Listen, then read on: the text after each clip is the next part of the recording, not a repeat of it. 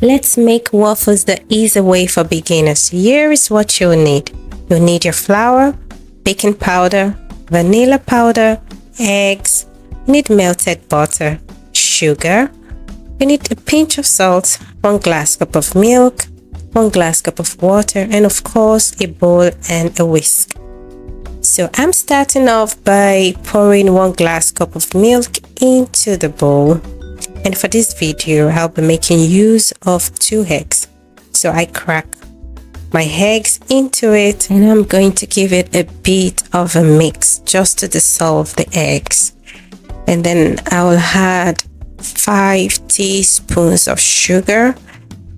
Yes, you can add more or you can add less depending on what you like. Give it a little mix again and then I pour my butter inside it.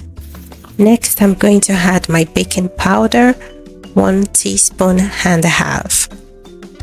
I'll also add half teaspoon of vanilla powder just to give it that flavor. There's a special taste that comes with the vanilla flavor. And a pinch of salt, about less than half a teaspoon there. And I add my 1 cup of water.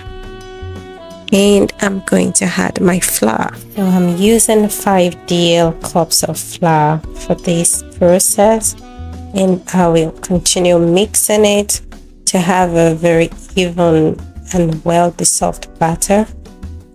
Yes, I mean, even if it's your first time trying this, you can't get this wrong if you follow this step-by-step process. I'll continue adding the flour bit by bit and give it a very good mix so that you can have a smooth and even batter. This is very smooth. It has a very nice texture. So now it's time to pour our batter into the waffle maker. Make sure to heat up the waffle maker for a few minutes and lightly grease it with butter or cooking oil. Here I'm using cooking oil. So this will help you avoid any sticky waffle when you want to bring it out once done.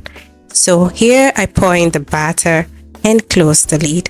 Then let the magic happen.